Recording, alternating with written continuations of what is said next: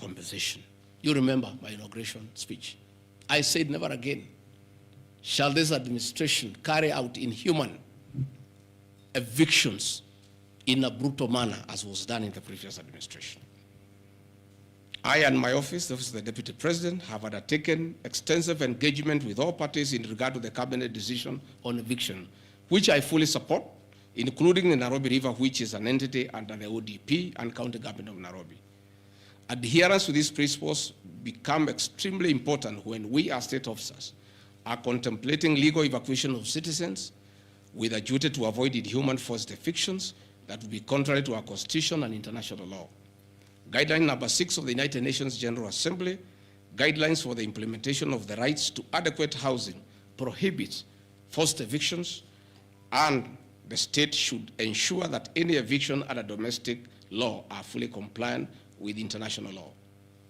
The guidelines further require meaningful engagement with communities to ensure that the rights of residents are implemented cooperatively without the need for eviction procedures or police enforcement.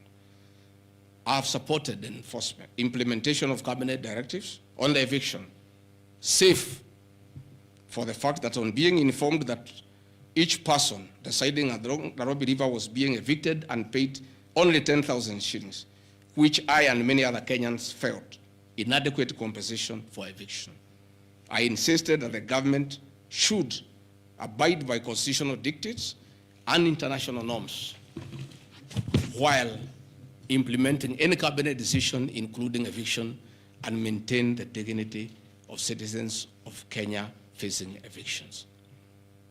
My statements did not and cannot be construed to undermining the president, because the president, like me, sought to defend the very Constitution.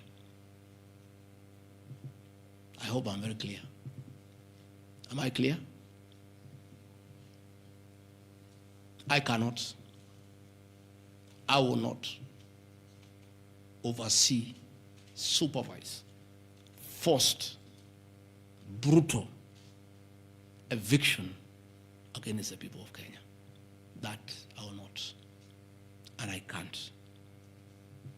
President William Ruto and I on the campaign trail gave a solemn undertaking to the people of Kenya that under our administration, that will never happen.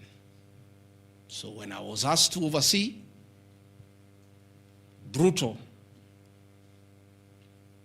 inhuman eviction against innocent people without notice, without compensation, without due regard to what the Constitution says, I found it very, very difficult, and I rescued myself and allowed the CS for Interior, the Head of Public Service, the PS for Internal Security to proceed.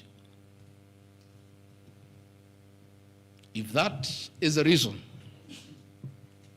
why Rigathi Gachagua should be impeached as Deputy President of the Republic of Kenya and sent home for refusing to undermine the Constitution, for saying no to brutal and inhuman eviction of poor Kenyans, let it be.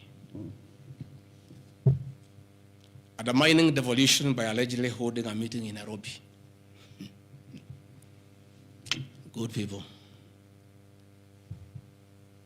I'm sure you are as embarrassed as I am. That a deputy president holding a public meeting to talk to the people of Kenya is undermining devolution.